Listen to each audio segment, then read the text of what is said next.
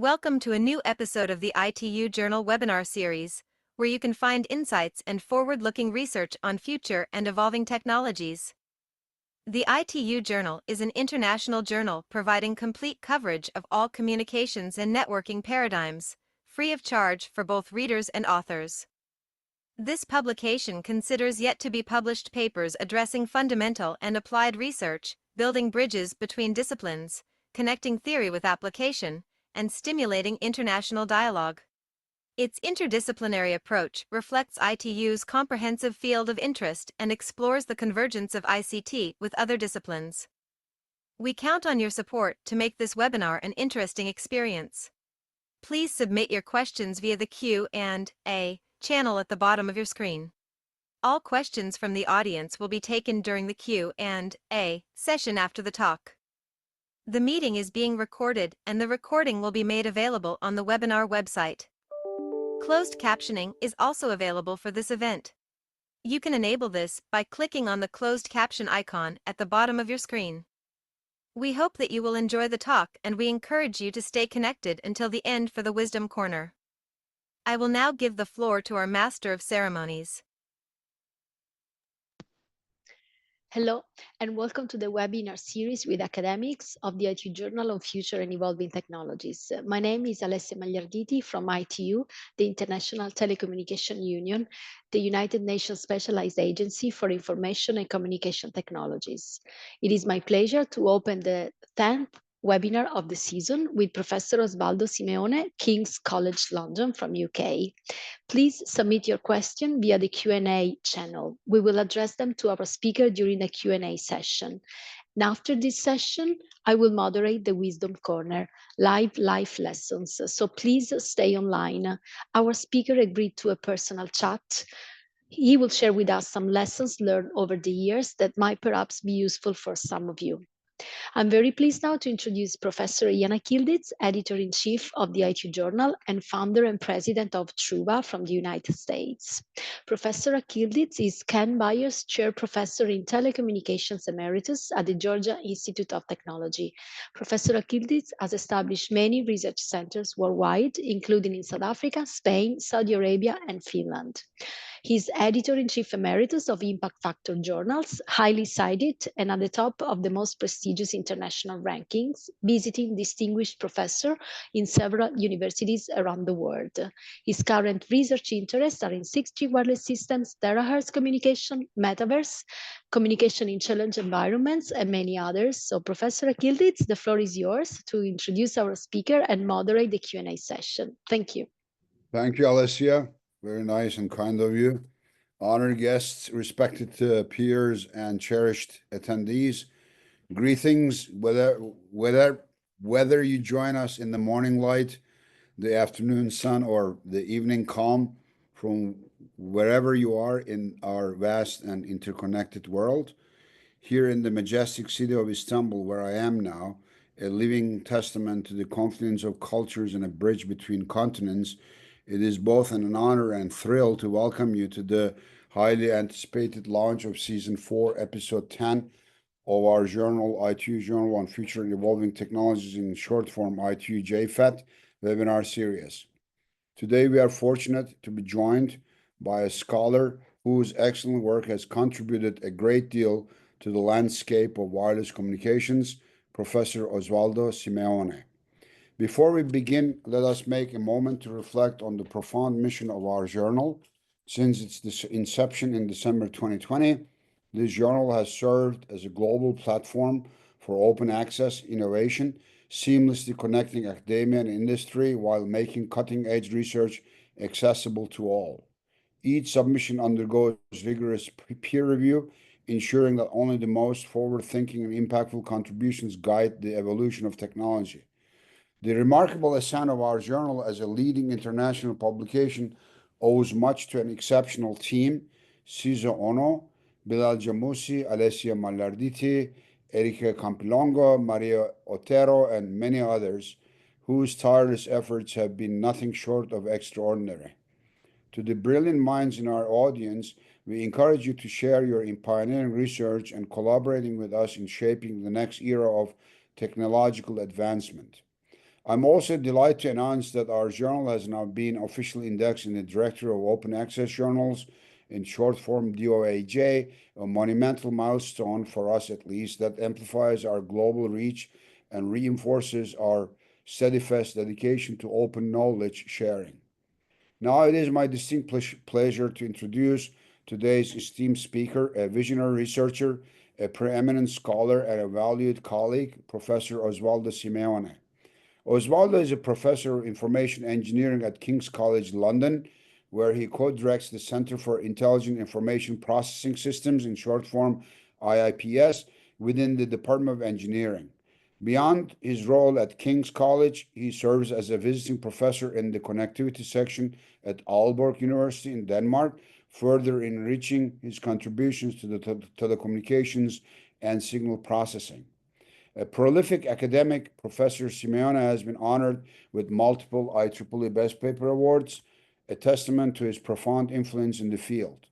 His research excellence has also been recognized through prestigious accolades, including 2022 EPSRC Open Fellowship and a very prestigious 2016 European Research Council, in short form ERC, consolidated grant from Brussels, Belgium, one of Europe's most competitive research distinctions. Osvaldo is the author of the widely respected textbook, Machine Learning for Engineers, published by Cambridge University Press. I also owe one, and it was his gift, but I bought one to contribute to his success, which masterfully connects theory with real-world engineering applications. His extensive body of work includes 4 monographs, 2 edited books, and over 200 peer-reviewed journal and magazine papers, solidifying his standing as a leading voice in machine learning, wireless communications, and information theory. A fellow of the IET, EPSRC, and IEEE, Osvaldo is deeply engaged in shaping the future of intelligent systems and next-generation telecommunications. Beyond his scholarly achievements, he is a thought leader whose 2 decades of pioneering research have redefined academic benchmarks. His recent keynote at BalkanCom 2024 in Slovenia, we were together there, and I liked his presentation, and that's why I invited him. And actually, we invited him through the ITU, and he accepted our invitation. I'm very extremely happy that he is giving the webinar today. He showcased his ability to distill complex research into transformative insights for the scientific community.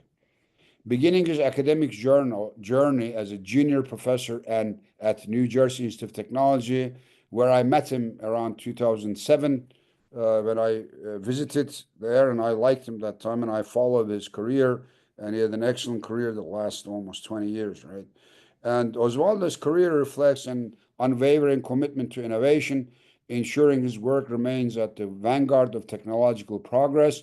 His leadership, mentorship, and dedication to advancing the telecom and machine learning continue to inspire both peers and the next generation of researchers. Dear Osvaldo, we are truly privileged, as I mentioned before, to have you with us today. Your perspectives will undoubtedly ignite new ideas, challenge established norms, and actually ignite. So I pronounce it in Spanish, ignite. Ignite new ideas, challenge established norms, and inspire future breakthroughs. Ladies and gentlemen, please join me in extending a warm and enthusiastic welcome to Professor Osvaldo Simeone. Osvaldo, it's yours. Thank you again. Thank you very much. That's a wonderful introduction. It will be very hard to live up to it, but I really appreciate it again, and thank you to you and Alessia for the invitation. All right, so let's start this talk. So what I'd like to discuss here is how to design reliable AI, artificial intelligence, for wireless systems. Now, this is a problem that arises from the fact that AI models are by and large black boxes, famously black boxes, and therefore their introduction within a complex system like a telecom network is bound to raise reliability concerns. And from my perspective, these concerns are largely not addressed by most of the literature on the topic, which is quite vast, as most of the activity in this field focuses on the important problem of training, taking a, let's call it a best effort train and deploy approach, where we optimize some objective function on some training set. And this type of approach is well understood not to offer any type of performance guarantees that maybe a telecom operator may like to have. And so my focus in this talk is orthogonal to this important line of work concerning training.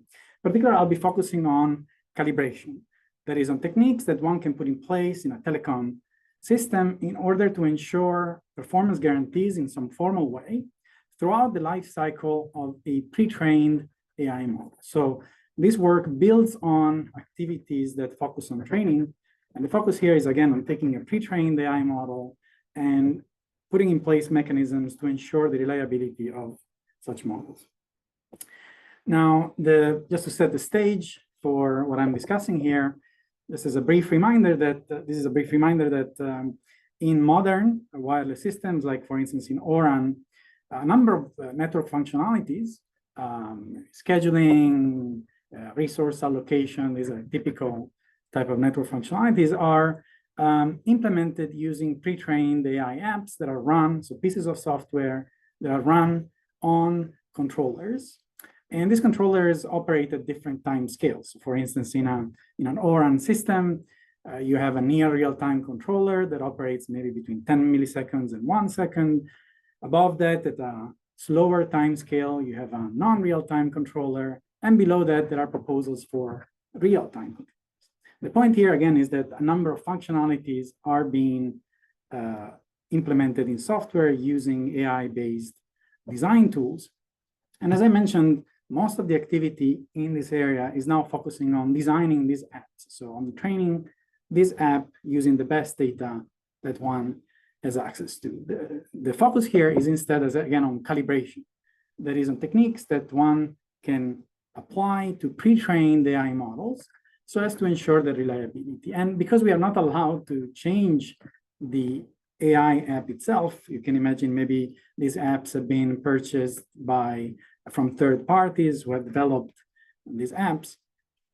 What we are allowed to do in calibration is to either optimizing the inputs, as we will see, changing the hyperparameters of these apps that are exposed by their APIs, or post-processing their outputs. So leaving the model itself alone as it is, as a pre-trained app. So as summarized in this slide, calibration ideally takes place throughout the life cycle of an AI app. And this life cycle involves three main steps. There is the pre-deployment step, so where we select an app and we decide to deploy it. There is a deployment time phase where we do deploy the app. And then there is a post-deployment phase where we analyze the outputs that we obtain with a certain app. And so in this talk, I'll focus on all these three phases. And before I get to the details of each one of these phases, let me just explain briefly what the main goals of each one of these phases are. Sorry, if I may, Professor Simeone, if you want to share your slides, because we don't see them. If you want to share your screen. I thought I was sharing them. No, we only see you, actually. Then I should start again. Thank you, Alessia. So I was also wondering what's going on. No worries. Yeah, I think yeah, perfect. You're sharing now. Thank you. Thanks, Erica. So, let me then backtrack very briefly. No, it's okay. So the only thing that I want to show is this figure where we can see that indeed we have these three phases. We have a pre-deployment phase, a deployment time phase, and a post-deployment phase. Okay, so I was talking about the pre-deployment phase. So in this phase, what we do, we take a pre-trained AI app, and we also select some key performance indicator, KPI, that we wish to control. KPI could be, for instance, latency, probability of error, energy consumption, some criterion that we are particularly interested in controlling. And just as a bookkeeping consideration, throughout the talk, KPIs will be negatively oriented, which means that the lower they are, the better they are. For instance, latency, probability of error, or energy consumption. Of course, this is without loss of generality, because if you have a positively oriented KPI, you can just negate it, and then you obtain a negatively oriented KPI. So what we want to do with pre-deployment calibration is, again, take a pre-trained AI app, maybe an app that does scheduling or resource allocation. And what we want to ensure is through either pre-processing of inputs or post-processing of outputs, we would like to make sure that when we deploy this app under nominal conditions, we have this constraint that the average KPI, so maybe the average latency or the average probability of error, is below some target value of beta. Okay. So the important thing here is that, again, we are looking at an average, so a statistical average that we wish to control. And second is that this condition will be satisfied under nominal conditions, which, as we will see, means that the data that we use during calibration is indeed similar in terms of statistical distribution to the distribution that we will encounter at test time. Okay, so while I will be focusing here on averages, as in this chart, in fact, all the techniques that I will be discussing are also applicable to the case where we wish to control other statistical measures, for instance, quantize or some probability. For instance, we may want to control the probability that the latency is below some target value, let's say 1 millisecond. Okay, so the goal of pre-deployment calibration is to make sure that this condition under nominal settings is satisfied. Now, how do we ensure this, since we are not allowed to change the app itself? Well, we can either pre-process the input, as I mentioned, or we can post-process the outputs. And there are two main situations that I will highlight later in the talk. So there are some settings quite common in which the AI app is used to predict some quantities, maybe predicting channel conditions or predicting traffic.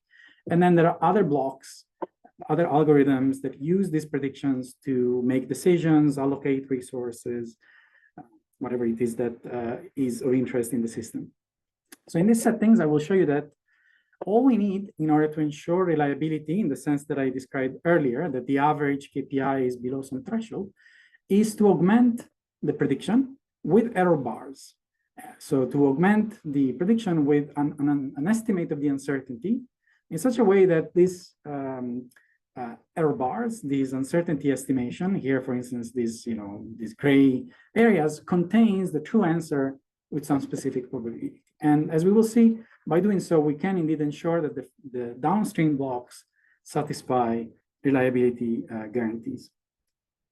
When we are not in the situation where the AI app is used for prediction, but we have maybe an AI app that directly allocates resources or scheduled users, we cannot apply this methodology that I described based on uncertainty quantification. But what we can do instead is to change the hyperparameters of the app, because typically pre-trained AI app have some hyperparameters, as we will discuss, that we can change. And so what we can do is to try and set these hyperparameters to satisfy that statistical guarantee that I mentioned earlier.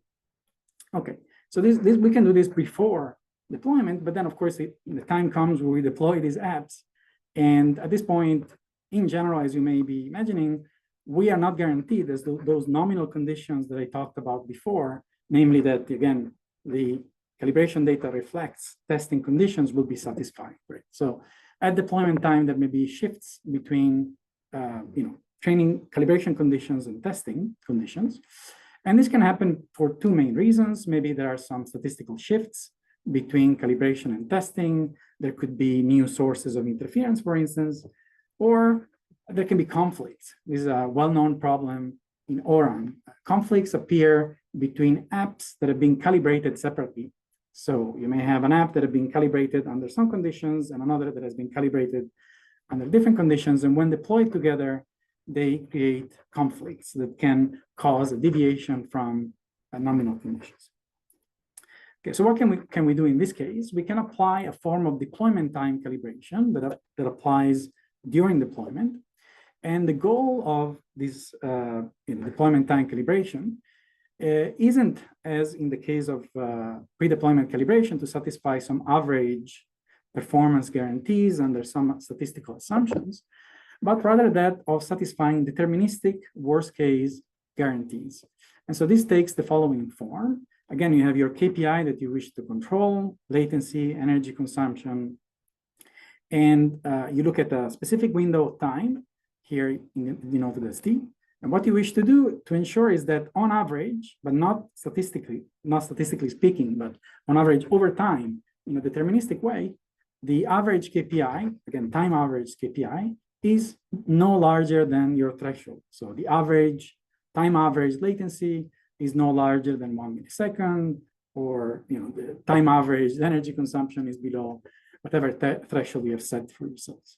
And this should be true irrespective of any statistical shifts or conflicts. So this should be true in a deterministic way. Okay, so this is what you can do using pre-deployment and then deployment time calibration. Now, after deployment, we have an app that we are running. We have collected KPIs, key performance indicators, running this app. And at this point, we want to run some diagnostic tools. We'd like to know how well this app performs in practice. And one of the key questions we may want to ask at this point is of counterfactual nature. So we may ask, what if we had used a different app? What if we had used different hyperparameters? What would have been the KPIs then, right? So you run a scheduling algorithm, you collect some KPIs on latency, and then you ask, okay, what would have happened if I had run different scheduling algorithm? And of course, we would like to answer this question in a reliable way. And for this, we'll need another phase of calibration, which I call here post-deployment counterfactual analysis. And so this talk covers these phases. So I'll talk about pre-deployment calibration using both uncertainty quantification and hyperparameter selection. Then I'll talk about deployment time calibration. And finally, we'll talk about post-deployment counterfactual analysis. Okay, so let's start with pre-deployment calibration. Remember, this is what we do prior to deploying the AI app itself. And the general type of problem we are solving here, and allow me for these equations, these are the only, I think, equations I have in the talk. So we are addressing here a predict then optimize type of problem. So we want to set some variables X, maybe powers, maybe scheduling decisions, to optimize some utility function that we know. We'd like to optimize, maybe minimize the energy consumption or optimize rates. And at the same time, we want to make sure that some reliability constraint is satisfied. The key point here is that this reliability constraint, where R here is the KPI we are controlling, depends on what we can control, which is X, but also depends on variables, processes that we can't control, which I call here Y. And so what we want to do here is to make sure that on average, over these quantities that we cannot control and whose distribution we don't know, we still guarantee a reliability constraint. Maybe again, the average latency should be below some threshold, or the average energy consumption should be below some threshold. Now, the approach that we will take here is that these variables Y, which are unknown, can be predicted to some extent using a pre-trained AI model. So this is a very general type of problem that arises in many different settings, from not only in telecommunications, but also, for instance, in robotics. So here are just two examples. We may want, for instance, to pilot a drone so that it covers, serves users on the ground. And we want to make sure that we provide sufficient coverage to the users in terms, for instance, of rate constraints. Or you may have a base station serving a vehicle, and you'd like to point your beam towards it, again, satisfying maybe rate constraints. And in all of these cases, there are some variables you don't know. So the Y's that I was talking about before. So you don't know where these users will go, and you don't know where this vehicle will go, but you can only predict these variables Y. You can predict where the users will go. You can predict where the vehicle will drive to. So how do we solve these type of problems? A conventional best effort approach would be to take your predictor, your AI prediction of, for instance, the movement of those users on the ground, and you obtain a prediction, let's call it y hat, and then you plug in this prediction y hat into your KPI that you wish to control, and now you solve the problem that I mentioned earlier, but now you're replacing the average over y with a point prediction y hat. Now, as you can imagine, unless, of course, y hat is a perfect prediction, there is no guarantee that by solving this problem, we also satisfy the original reliability guarantee. So this approach is a best effort approach, but doesn't provide any formal guarantees. What would instead provide such guarantees is the following. So suppose now that instead of having a predictor that just tells us, okay, the users will move in this particular direction, you have now a predictor that can quantify its uncertainty. So you have a predictor that now produces a set of trajectories, as an example, set of values y. Okay, and you suppose also that this predictor quantifies its uncertainty in a valid way. That is, that setting some threshold, 1 minus alpha, let's say 90%, for instance, this predictor can guarantee that the true trajectory of these users is indeed in that set, with probability no smaller than your target. Again, maybe 90%. Okay, suppose you have such a predictor that not only provides an estimate, but provides a set of trajectories of predictions with this guarantee, this coverage guarantee, right? That the true output is in that set. Well, then, if you had such a predictor, you can prove, and it's not hard to convince yourselves, that you can satisfy the original constraint by imposing the following constraint. So remember, originally we had an average constraint. Now we replace that with a worst case constraint, which requires the KPI to be controlled for all the trajectories, right? For all the values of y within this prediction set. Okay. So again, if you choose properly this target beta hat and this probability 1 minus alpha, you can ensure that by imposing this worst case constraint, you also satisfy the original reliability constraint. And so the bottom line here is that we can guarantee reliability using an AI prediction as long as we can quantify the uncertainty of this AI prediction using a prediction set that is valid in the sense that I described. And so the next question is, how do we get such a prediction set? Right? How do we construct a prediction set that has these validity properties? Well, let's think about how we could do that.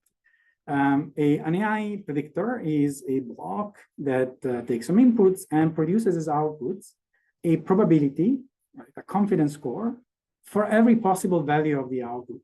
So here is for a modulation classification problem, for instance. You have 4 options, and to each one of these options, the model assigns a score, a probability. Now, if you think of it for a few minutes, you'll realize that, okay, what we can do at this point is we can set a threshold on these probabilities, right? And then we can include in a prediction set only the classes, the values of y, right, of the target variable, whose score, whose probability is above this threshold. The idea being that these are the classes, these are the values of y to which the model assigns the largest confidence, the largest probability. And note that this can be done, of course, also for continuous variables, not just to discrete variables. Now, if these confidence scores that the model gives you were matching the true probabilities, right, the true probabilities of these values being correct, then setting this threshold would be quite straightforward, right? We just need to make sure that the sum of these bars, right, that happen to be inside the set above the threshold is whatever your target is, 1 minus alpha, 90%, for instance. The problem here is that we cannot directly use these probabilities, these confidence levels, due to the well-known problem that AI has, generally machine learning also models have, of model miscalibration. So model miscalibration refers to the fact that the probabilities that an AI model provides do not match the true probabilities of an answer, an output being correct. This is a well-known problem. It's also well studied, for instance, for large language models, for modern AI. Just as an example, in this figure, I report from an OpenAI article. I report the discrepancy that exists between the probability that, in this case, ChatGPT provides to a true answer and the true probability of that answer being correct. And as you can see, there is a significant gap. And again, this is the problem of miscalibration. So the bottom line is that we don't really know how to set the threshold. We cannot just trust the model to give us the right confidence scores to set that threshold. So this is where a methodology that originates back in the 90s here in the UK plays a very important role. This is called conformal prediction. Again, it was introduced in the 90s, and at the moment it's experiencing a huge revival of interest in the machine learning community because of this property that I'm trying to explain here of providing ways to calibrate the uncertainty of black box models. What conformal prediction does in a nutshell, it gives you tools to set this threshold that I've been discussing in such a way that you can formally prove, you can formally guarantee that the true output is in that prediction set with a probability that you as a user decide. So 1 minus alpha. Okay. The way conformal prediction works is very simple. It's just one line of code really that builds on top of your existing code base. It's extremely simple to do. I mean, essentially the way it works is you keep aside some data that you did not use for training, and you estimate the scores that the model assigns the true outputs on that calibration data. So this gives you an idea of whether the model is overconfident or underconfident, and you can use that to set this threshold by essentially calculating a quantile, a particular quantile. It's a very, very simple methodology. And again, what it does is that it guarantees this condition under nominal conditions, which means that the data that you use for calibration has the same distribution as the data that you will encounter at test time with respect to which you'll calculate this probability. Okay. Now, conformal prediction is not magic, of course. It does provide this guarantee, which is very strong, but it does not guarantee that the prediction set that eventually we get is small enough to be useful, right? We may have a huge prediction set, huge error bars that indeed provide that guarantee that the true answer is within these bars, but it's completely useless because it's so large that it leads to very, very, very conservative solutions. And so the point here is that the work on training that I've been mentioning earlier is still very important, as one needs to have good models in order to get small enough prediction sets. So here I have an example where I have a good model that this black line that reflects well the true distribution, the true regression line, which is dashed. So in this case, I get small prediction set, these gray areas. But if instead I start off with a horrible model, then when I conformalize it, when I use conformal prediction on top of it, I'll get very large prediction sets. Also, you need enough calibration data, of course, in order for this to work. What I would like to discuss next is that not only we need a good model to start with, but also if you fix the model, the way in which you extract those bars, right, in which you extract those confidence levels makes a big difference in the size of the prediction set, and so eventually in the performance of the system. And the lesson here is that the way in which we extract confidence should be tailored to the particular problem that we are studying. And so let me give you an example from our work. So this is a problem that was very popular when I was a PhD student, when I met Ian, but it has become important again. And it's the problem of unlicensed spectrum access. So here you have an unlicensed user that wishes to communicate to its own receiver, but also wishes to ensure that it doesn't cause too much interference to a primary, to an incumbent receiver. The issue here is that, so we want to satisfy an interference constraint. The issue here is that the interference depends on a channel, right, on this channel gain, that the unlicensed user does not know and can only predict using some AI model. And so imagine now you have such an AI model. Maybe, again, you purchased it from some other company that produced, trained this predictor. And maybe this predictor is a transformer or a state space model. Typically, modern predictors are probabilistic machines. So that means that when you feed them with past samples, they generate continuations or predictions, and these predictions are random. So That means every time you run it, you may get a different continuation, right? A different prediction. Now, in prior work, if you use this type of models, leveraging the methodologies that were developed in prior work, what you would do is you take this predictor, you get a prediction, so a prediction of future channels, and maybe this is the blue line, and then you conformalize it. So you evaluate the confidence that you have in each possible other trajectory by looking at the distance to this prediction. And so you use that as a confidence score, negative confidence score. And then by using conformal prediction, what you'll end up having is these error bars, these unimodal error bars. When we try to apply this basic methodology to problems in wireless systems, we discovered that this approach tends to not to work very well. And the reason is that in wireless systems, many quantities are multimodal, have a multimodal future, right? So a vehicle may move to the right or to the left, and that changes in a multimodal way the possible futures, in a forking way the future. And so what we did in some recent work is to leverage the fact that the predictor anyway can give us different predictions, right? If you run it several times. This is a form of test time scaling in AI jargon. So what we do is we create multiple predictions, and then essentially we create these prediction sets in a multimodal way by building around each one, intervals around each one of these possible continuations. And so what this gives us is, again, a set that satisfies that property of coverage of the true output, but it's generally much smaller. And the reason is that it's, again, has this multimodal property, right? It's not forced to be a single interval. And this can make all the difference when you apply this system in practice. So for instance, here I'm showing you the channel gain for remember that channel from the unlicensed user to the incumbent. This is the samples we have observed, and now we want to predict the future. And the secondary user wants to choose powers, transmission powers over time for the next periods of time.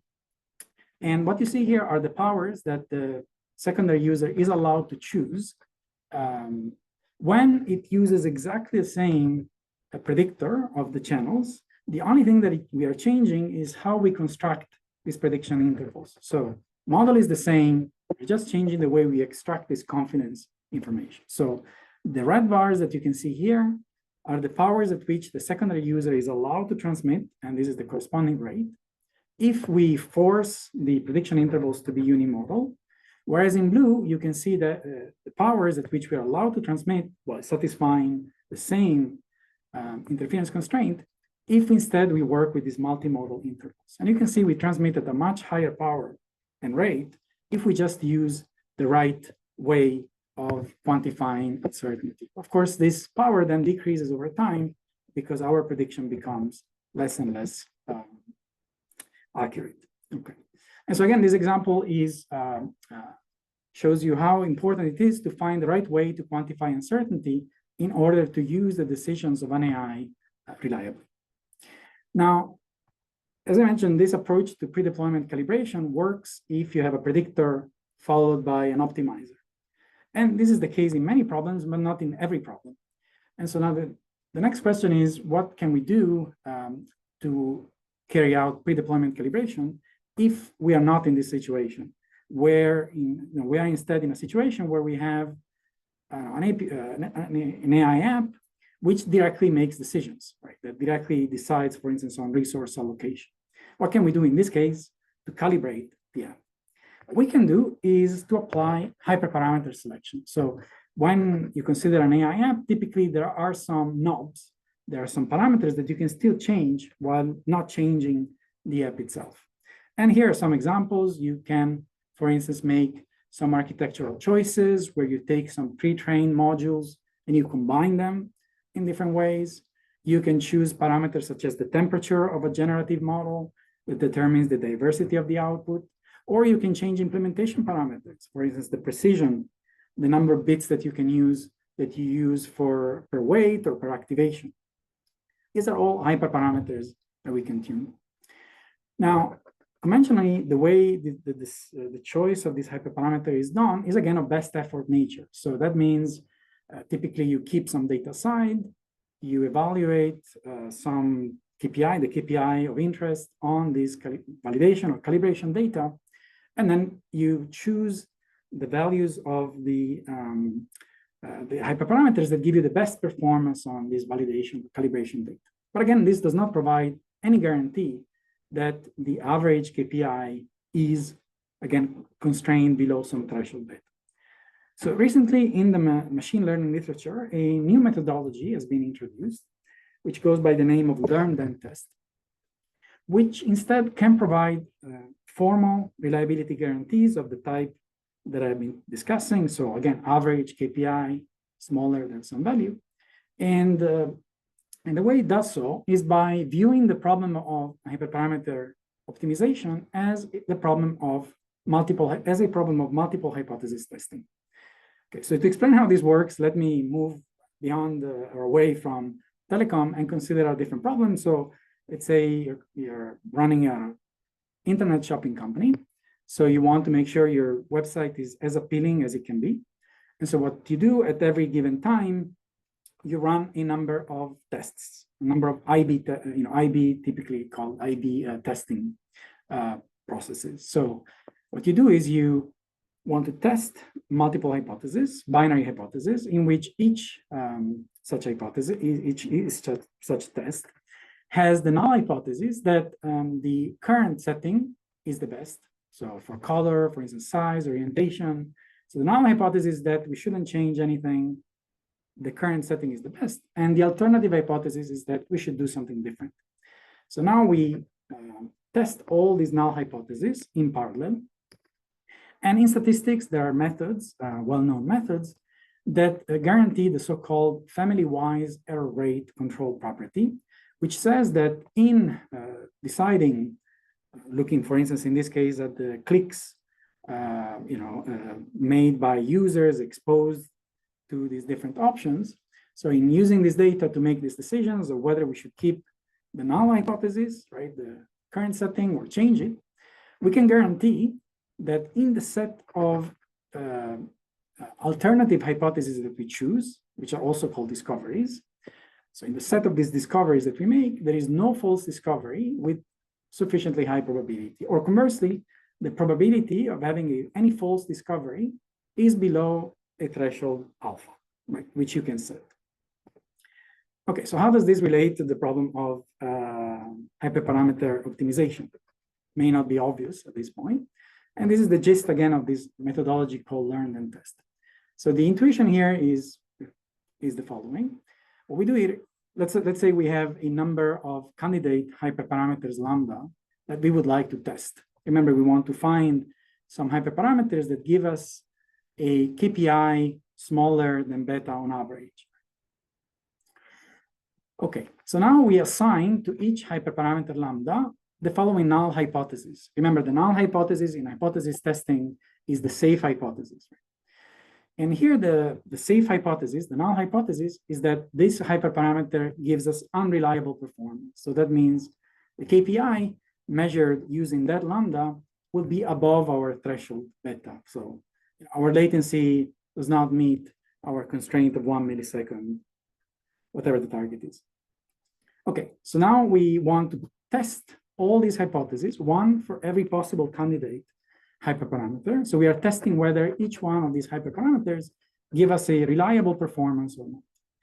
And by using methodologies that satisfy that FWER guarantee, the family-wise rate guarantee, we can ensure that in selecting a subset of these hyperparameters, we can ensure that the probability that we have any unreliable hyperparameter in the set is smaller than the threshold alpha that we choose. So you can say, I want to make sure that the set of hyperparameters that I get with probability 10%, right, 0.1, it includes only, 90% includes only reliable solutions.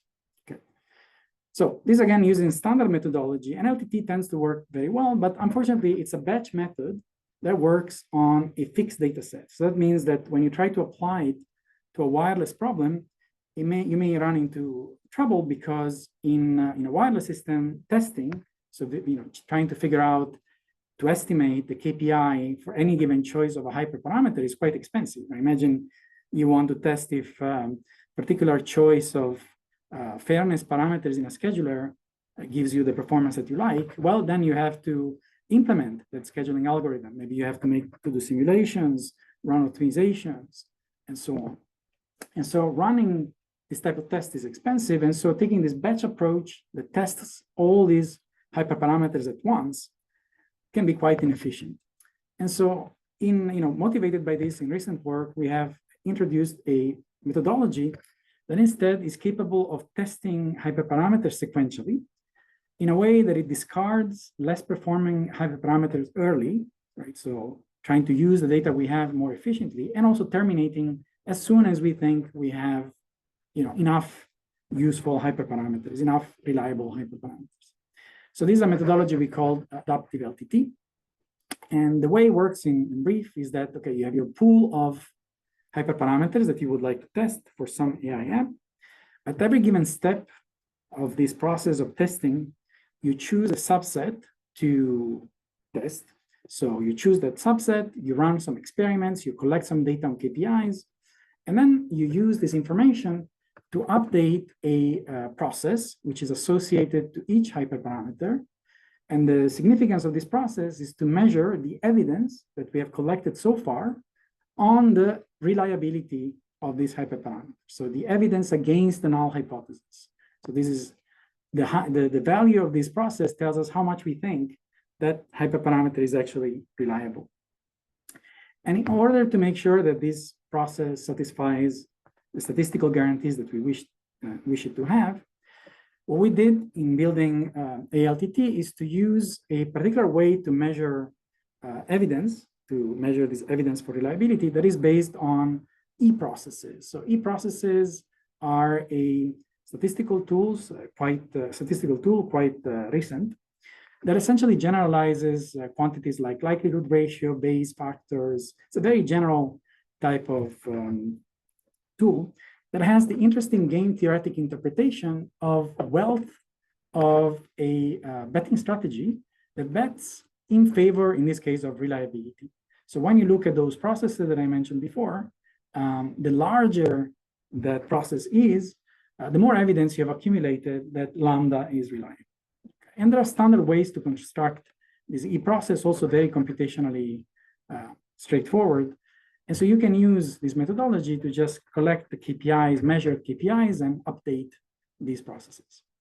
And again, because of the properties of these e-processes, you can keep doing this and stop at any given time to return a subset of hyperparameters with the guarantee that there will be no unreliable hyperparameters in that set with the probability that you have decided to satisfy.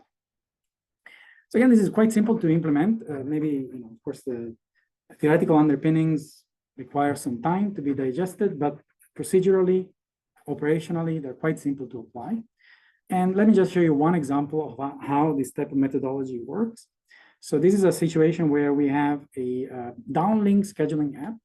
So we have an app that needs to schedule, the packets to be sent in the downlink to users, base station. And what we can do here, we can set fairness hyperparameters. So we can choose how much we care about fairness across users. And we can also choose how we allocate power. So these are hyperparameters that we can choose during this pre-deployment calibration phase before we actually deploy the app. And let's assume we wish to control formally the average latency for high priority users. So we want the latency to be smaller than threshold beta, as we have seen. And we also want to make a best effort attempt at minimizing the energy delay product, so a measure of efficiency for low priority users. We can do this because, as you remember, these techniques return a set. So what we can do is we can look through that set and try to make a best effort in that set of hyperparameters to choose hyperparameters that satisfy some secondary requirements, such as in this case, minimizing the energy delay product for low priority users. So in this chart here, we, just as an example, we compare the energy delay product of the secondary users that I was talking about versus the average latency that we guarantee. So this is a hard guarantee using the methodologies that I described.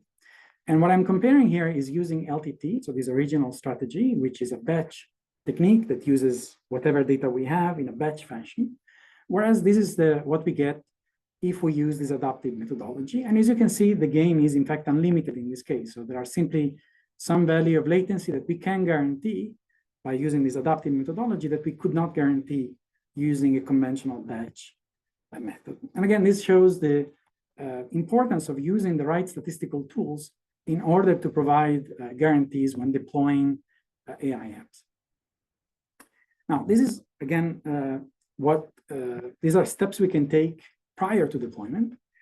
But as I introduced earlier, these guarantees on the average KPI only hold under nominal conditions. So that means you need to trust that the data you have used for, calibrating, for maybe obtaining those error bars or choosing the hyperparameters, reflect also the same distribution, the same data generation mechanism at test time.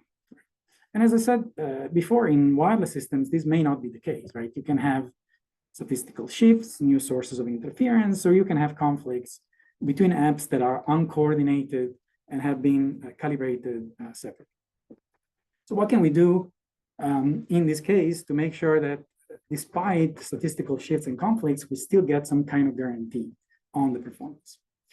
Now, to think about this problem, I'll be using a different example just to fix the ideas. So this is a very basic type of primitive in wireless systems, in multi-antenna wireless systems. So we are in the downlink, we have a multi-antenna system, we have a code book of possible beams we can use, and we can proceed as follows. This is a typical approach. So first we choose a subset of beams to train on. So that means we're going to send pilots on these beams. The user will send us back feedback to the base station about the SNR received on these beams, and then the base station will select one beam to communicate with the user. Now, how do we select this initial set of beams? Well, one common idea is to leverage an AI predictor of the best beam. So let's assume we have such an AI pre-trained, which, given the current conditions, assigns a score to every possible beam as to that beam being the best beam, right, to serve that particular user. And then, of course, we can create this set by thresholding these probabilities, right? We can say that we include in the prediction set the beams whose probabilities are above this threshold. Okay. So how do we choose this threshold? Again, we can just trust the AI to give us probabilities that reflect the true probability that these are indeed the best beams. And so we have to use calibration. And so we could use maybe pre-deployment calibration to start with for some KPI that we wish to control. And just as an example, one KPI that we could try and control is the relative degradation of the SNR that we get because we are not using the best beam, or we are using the best beam, the absolute best beam, but we are just choosing the best beam within a subset, okay? So of course, if we can control this degradation, then we ensure that we are with high probability selecting the best beam, large number of times. So we could use pre-deployment calibration, making sure that the average SNR degradation is below some threshold, maybe 10%. But again, when we actually deploy this app, we don't know if these nominal conditions will be actually satisfied. So what can we do to, in this example, make sure that this SNR degradation is below maybe 10%, even when considering the possibility of statistical shifts and conflicts? So the way we can formulate the problem is, as again mentioned earlier, the following. So let's call RT the KPI we obtain a certain discrete time t, maybe in a certain transmission time interval.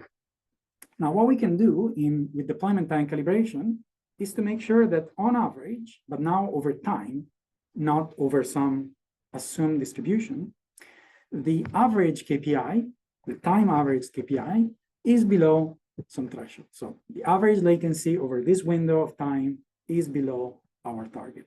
And this should be true for any run of the app, right? Irrespective of any statistical assumption, irrespective of any condition, this should be true all the time in a deterministic way. So how can we ensure this condition? It seems rather strong. Turns out that under fairly general conditions, there is a simple methodology, a very simple control loop that makes this possible. And you may not be surprised to discover it's called online conformal prediction, where offline conformal prediction is the technique that I described earlier. This control loop, at its most basic, is extremely simple. So what you do is you assume that at any given time t, you are given feedback about the KPI. So, okay, you make some decisions, you go and measure the actual latency, for instance, you have incurred, and then what you do is you compare this KPI with your target, and if your KPI exceeds your target, beta, then you decrease this threshold, lambda. You decrease this threshold, which means that next time you try to make your prediction set bigger, in this case, the beam set bigger. So that means you try to compensate for the KPI violation you incurred earlier by trying to do better next time, to try to meet your KPI next time. So it turns out that this type of loop, under some technical condition that the KPI is monotonic in the size of the prediction set, as is the case in our example, then again, we can guarantee this deterministic strong, this worst case condition. Those of you who are paying attention to these mathematical details may have noticed that I'm not just writing less or equal than beta, but I also have this O of 1. And this is a quantity that we can control, we have formulas for, and this goes down, goes to 0 as t increases. So as an example, for instance, here we have our, remember, downlink setting. Let's say we have done pre-deployment calibration. And in this case, what we do is if we just use the solution, the threshold for the beams, the beam set that we set during pre-deployment calibration, and as you can see here, our SNR degradation is larger than our target 10%. So that means we have prediction sets that are too small, right? Our pre-deployment calibration was too optimistic. During deployment time, actually, we have more challenging conditions.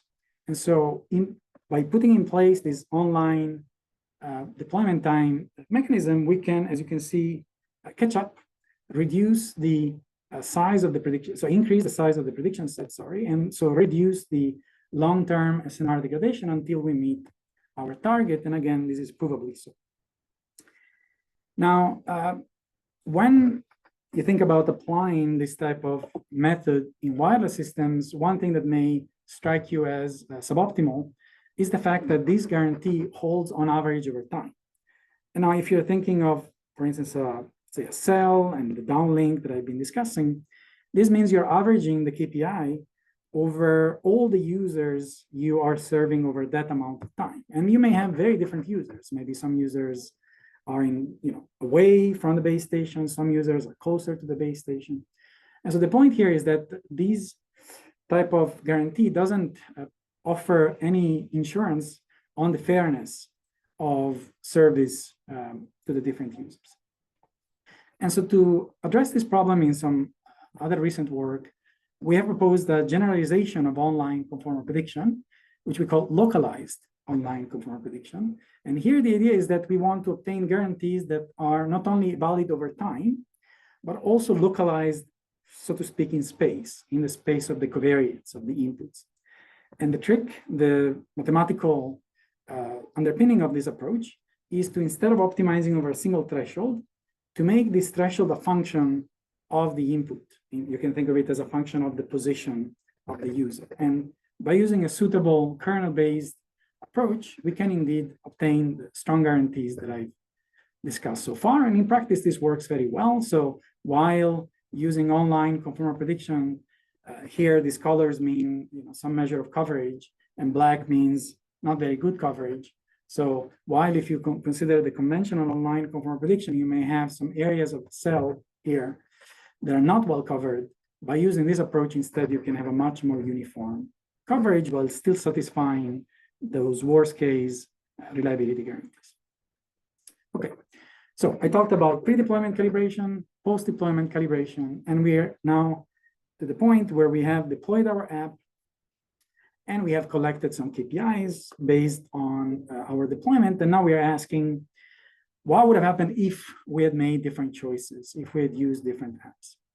Okay, so and just to set the problem, consider the following example. We have now an uplink channel, and we want to choose a scheduling app. So we have our controller that, based on the conditions, maybe based on heterogeneity of traffic and channel conditions, chooses a particular scheduling algorithm. Maybe chooses to do proportional fairness, channel-aware scheduling. So applies the scheduling algorithm, measures the KPIs, maybe measures the backlogs. So how much traffic was actually sent by using this scheduling algorithm. And then the question is, okay, what would have happened if, under the same conditions, I had used a different scheduling algorithm? So maybe I'd used round robin. What would have been the KPIs then? And of course, in keeping with the philosophy of what I've been discussing so far, what we want to make sure is that this counterfactual estimate of what could have been should be reliable. That means it should come with error bars that contain the true answer with some predefined probability. So to think about this problem, let's again move away from wireless for a few minutes and consider a medical setting in which, at least for me, it's easier to think about the different aspects of this problem.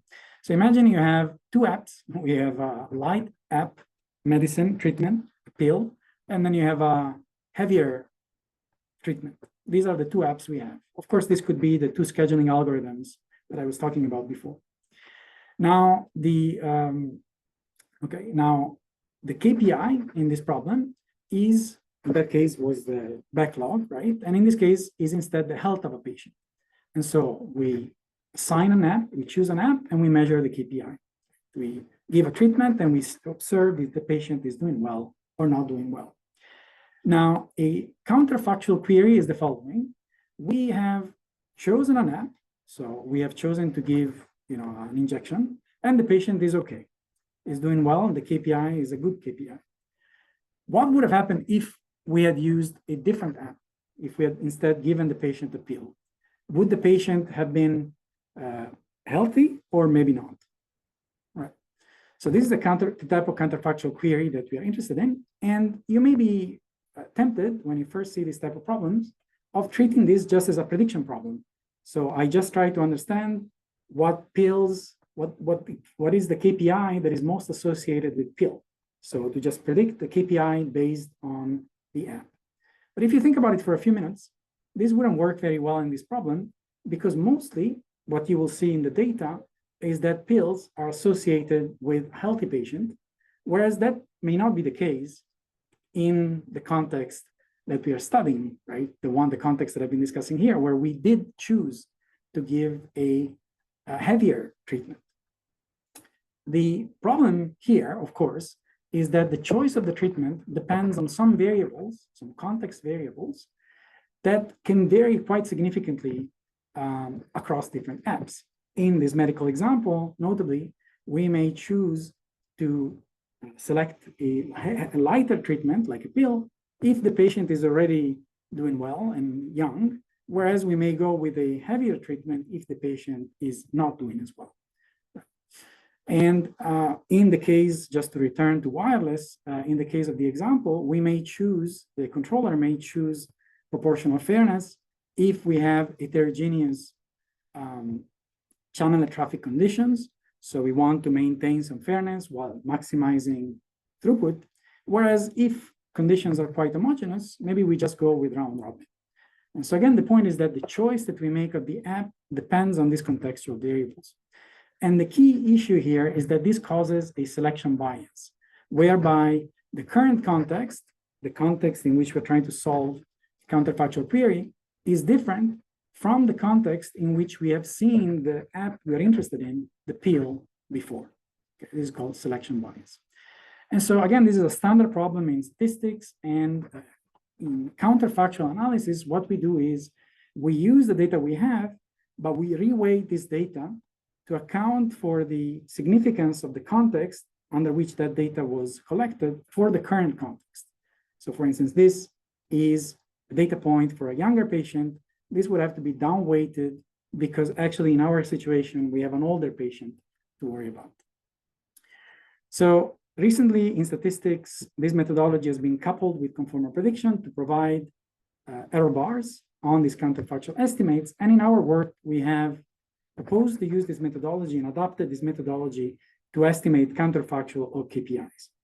And just to give you a very, very brief example, and this is the last technical slide, for this downlink scheduling problem that I was talking about before, here again, we choose round robin, but then we're asking what would the backlogs have been had we chosen instead proportional fairness. Okay, so here I've chosen just a few UEs, user equipments. These are their backlogs at the end of some period of time. The true backlogs are the blue lines. What I'm comparing here are the prediction intervals that we get if we just use conformal prediction, which is purple. And as you can see, conformal prediction fails to cover a lot of the true values. And the reason is that conformal prediction does not capture the selection bias that I tried to explain. Whereas by using a method that compensates for the selection bias, we indeed obtain intervals that are reliable, as you can see here.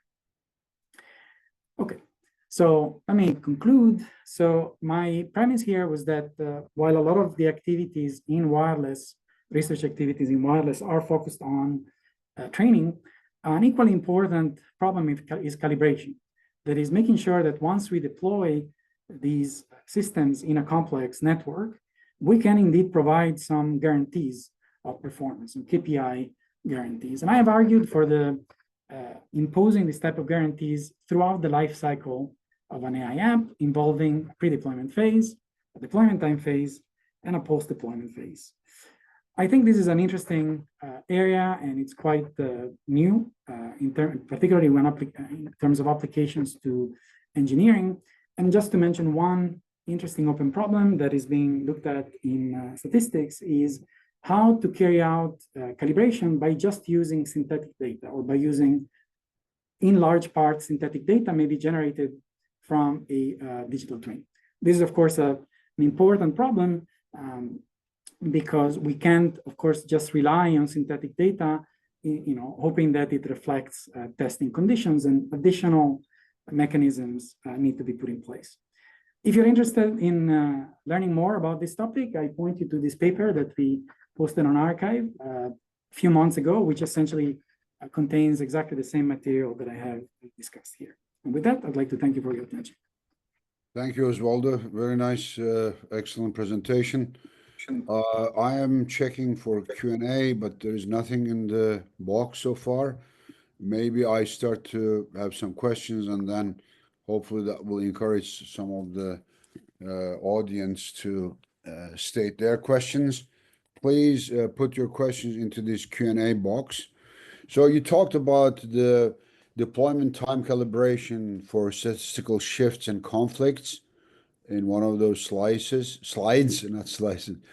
So it's always slicing nowadays, So how would you statistically monitor and detect shifts, conflicts in real time? For example, the callback libeler, or so-called relative entropy divergence, adversarial validation, or model confidence drift in the detection. Yes, very good. So there are two main ways to do post-deployment time calibration. So the way I described here does not attempt to detect anomalies or shifts. It is simply a control mechanism that tries to enforce the deterministic condition. That in practice, of course, one could evaluate, one could see the behavior of this control policy to try and estimate and understand the type of shifts that are occurring, right? If we see that this control procedure needs significant adjustments all the time, that means that there are significant changes occurring in the environment, and that may require, for instance, retraining. Another approach that is also useful and interesting, and in fact, complementary, it could also be implemented in the same system, is to try and monitor the KPIs, as you mentioned, for anomalies or for shifts. So this becomes a problem of change detection. So in which one monitors the KPIs, has some data corresponding to the nominal conditions, and tries to detect when the statistics we are getting are sufficiently different, like you said, maybe using some divergence measure significantly different from the calibration conditions, right, the nominal conditions, to warrant maybe stopping the system and retraining. Interestingly, in statistics, this problem is also, of course, much studied, and it can be studied using similar tools as those that I have explained. So there are methods based on e-processes, objects called conformal p-values, and so on. It can be put in place, and basically these methods can provide some guarantees that if you stop, you don't stop because of a false alarm with some probability that you can set. So yeah, that's very interesting, and I did not cover it in this talk. Yeah, that's why I asked you. So, and then another thing that I thought about it is in the adaptation case. So these are all general questions for you. Like I'm not saying that you should have it, or you didn't cover it, but so what is your opinion? What on the fly calibration techniques, for example, dynamic reweighting and online fine-tuning or conformal predictions, could mitigate the impact without full retraining? So what is your opinion about it? Yes. Okay, that's also very good, and I also did not discuss it. Thank you. Yeah, I mean, yeah, it's matter. Yes.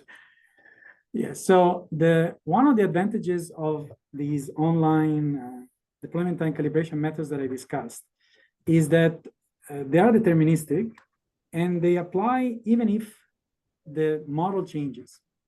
So you can use the feedback that I was talking about before. So you can use feedback about the latency you're obtaining in this given TTI and so on. You can use that data not only to update that threshold, right, to calibrate, but you can also use it to update your model. Nothing prevents you from doing that, and the same guarantees that I talked about apply.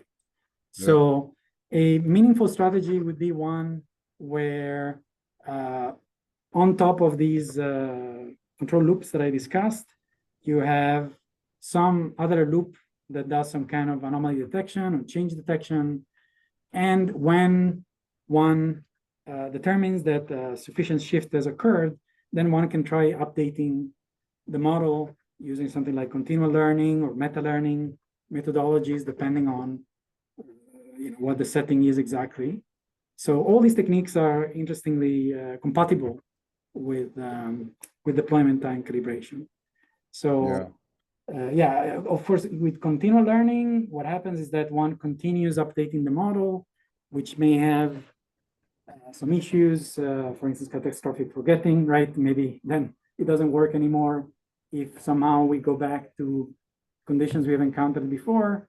And if you do something like meta-learning instead, what you do is you try to have a model that can adapt quickly and then go back to some state from which you can adapt again from another for another task for different conditions.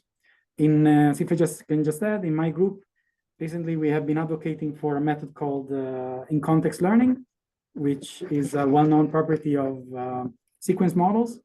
So like transformers, for instance, where you basically give the model examples of a new task. Maybe you give it pilots and the corresponding received signal as examples. And then the model, without doing any adaptation, without updating its weights, somehow manages to give you an answer that is adapted to those examples. So that's, I think, useful technique also in this context. Thanks, Oswaldo. I'm still waiting for some questions, but I will continue to ask you because I found it very interesting talk, and it's really important, especially for these AI machine learning applications about this uncertainty and everything. It's very important, really. Yesterday, we had a workshop here, and we discussed this issue about how reliable will be the AI and machine learning applications. In other words, the algorithms reliability. So the work that this work is really interesting in my opinion. About the hyperparameter tuning case that you presented also some slides.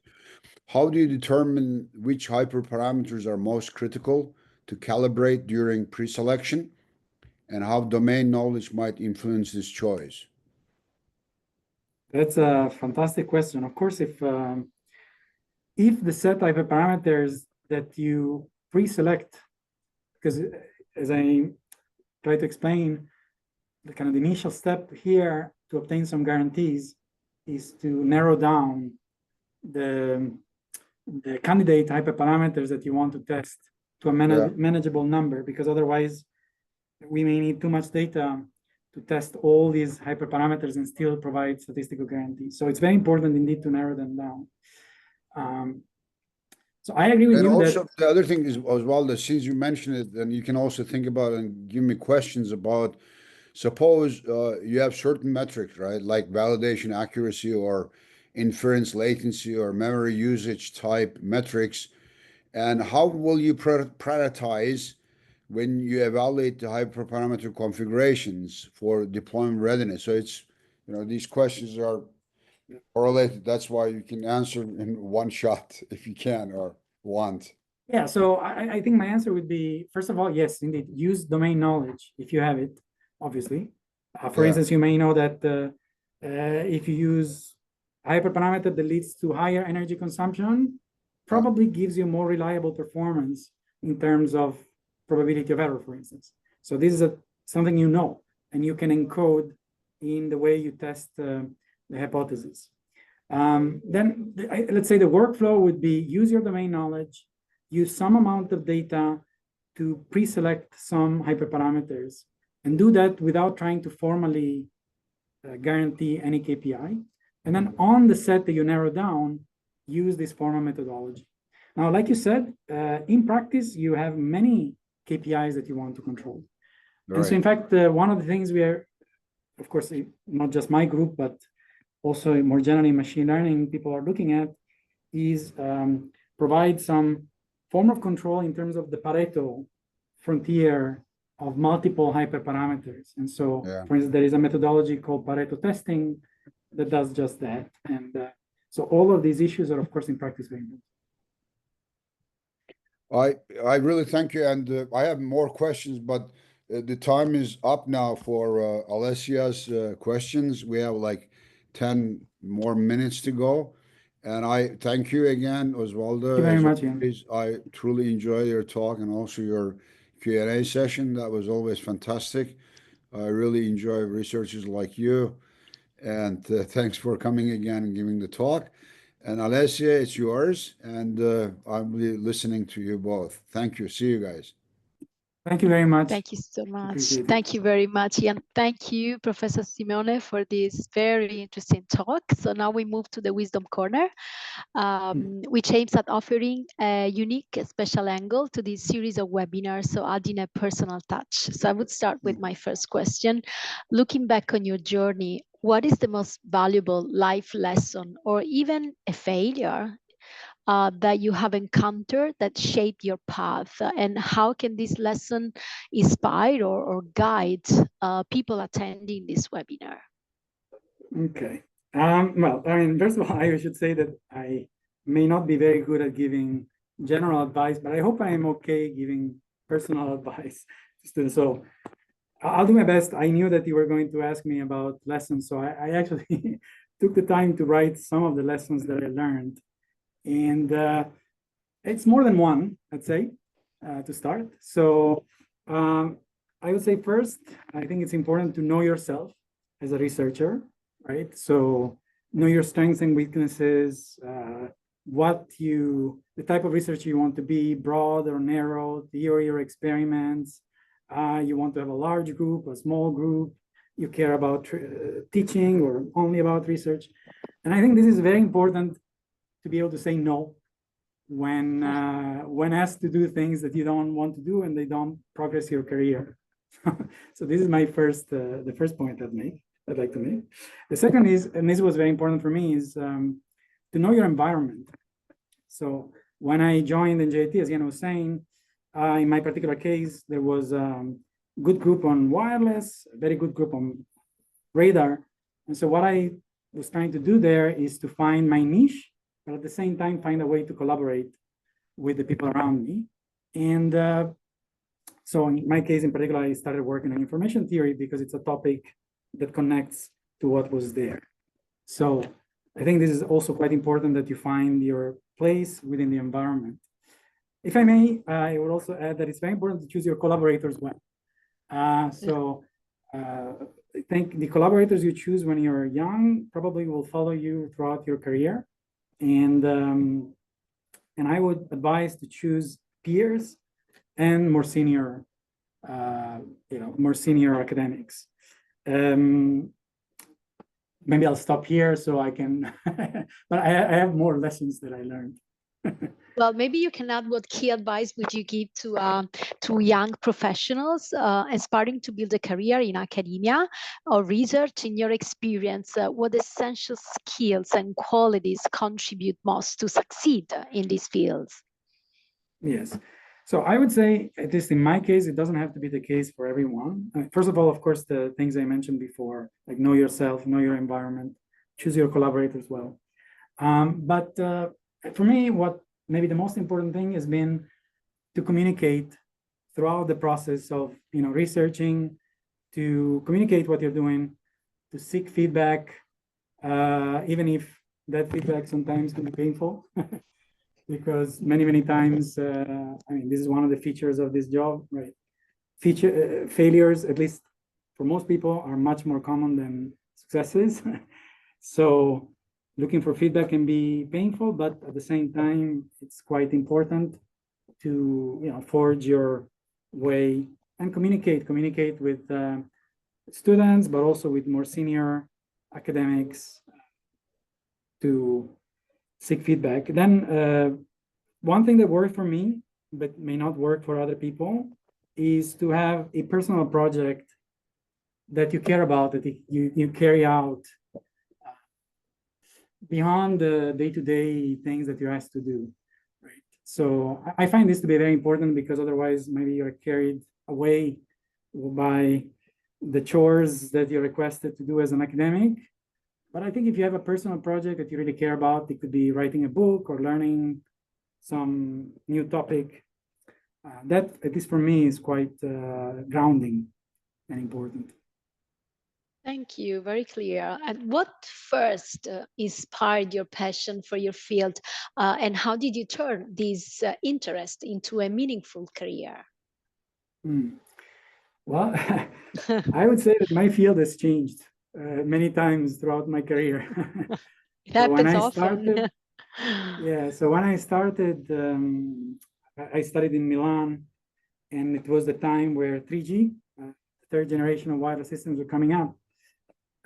So I was, of course, intrigued by the technology that did not really exist at the time.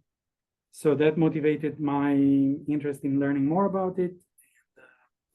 But the way I work as a researcher is, I tend to get bored quite frequently. And so because I'm an information theorist, it's quite easy for me to address other problems that have the same underlying structure of information processing.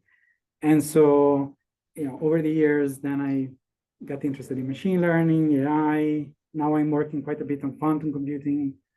And this also goes back to the point I was mentioning before. Your advisor was Zeke Barnes, right? Am I right? Yes, yes. He is one of my favorite friends of my life, really. Yeah, he's like 90 plus years old now, and he was one of the honest and direct and incredible friend of mine. I mean, it's unbelievable, So you were lucky that you worked with him. It's not easy. extremely confrontational and, opinionated. He didn't take any crap from anybody, and really very strong, because he was born in Iraq and then moved to Israel and then moved to US. He had a bitter life, and his son died early, but he was very, very excellent researcher, very serious. But he was also, he enjoyed intelligent people. He didn't like these culo kissers, and he disliked them, and he told them right away, right, Osvaldo? And to work with him, Osvaldo is an intelligent guy. Otherwise, he will not have worked with him. So he really couldn't stand these, not everybody is intelligent or not everybody is creative in the field, So don't think that. So there are a lot of these, wheeler dealers, and he didn't like them at all, and he told them to the faces, and that's why he liked me a lot, because we got along well with him. Anyhow, so continue. I just remember. Just to add to that, yeah, Zeke has been, Professor Barnes has been a very important figure for me. And yeah, working in his lab as a postdoc was very, very important. And I also would like to celebrate his life and career. Excellent. My last question, among your career achievements, is there one particular contribution, whether professional or personal, that has a profound impact on you or on others? And what makes these accomplishments especially meaningful to you? Okay. At the technical level, probably the type of work that I'm better known for, unfortunately, it's a bit old at the moment, but it has to do with some technology called cloud radio access networks. So that line of work was very important for me because I managed to meet and work with many respected researchers while thinking about this problem.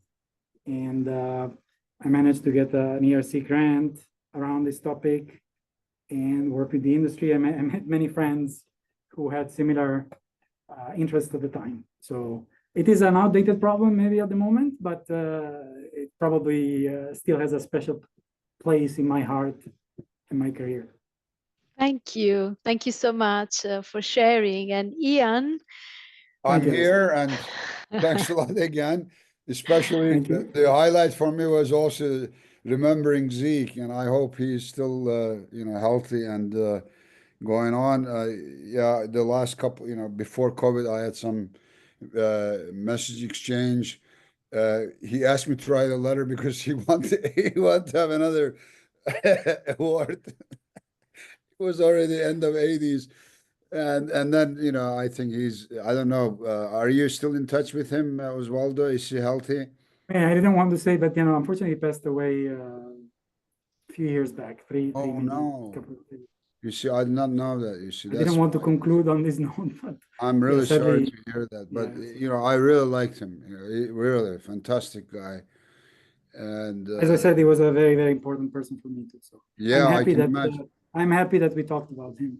And he trained you well, because he valued also intelligent people. Honestly, I mean, that's really good. That's why I like you, because he's also, you're a student of a lovely person, in my life. I admired him and I liked him a lot. Okay, so good too that we remembered Zeke. Absolutely. And of course, very sad to hear, but he lived a long time, so it's good. Okay, Alessia, my dear, mia cara, right? Much both for this very interesting webinar. Thank Yeah. you. And we'll you. see you online for the last webinar of the season on next Tuesday on the 24th. Yes, that's the last one. We had many this time, right? We had 10 or 11 this time. 11, yeah. Yeah, so that 11 webinars in total. So they're thank all you so much. top-notch people. Thank you very I'm much. really happy that we have this program and all these colleagues accepted to, give the webinars. Thank you again. So enjoy the summer, and we'll see you soon, Alessia. Ciao, Osvaldo. Yeah, ciao. Thank you very much, Professor you. Simeone. Bye-bye.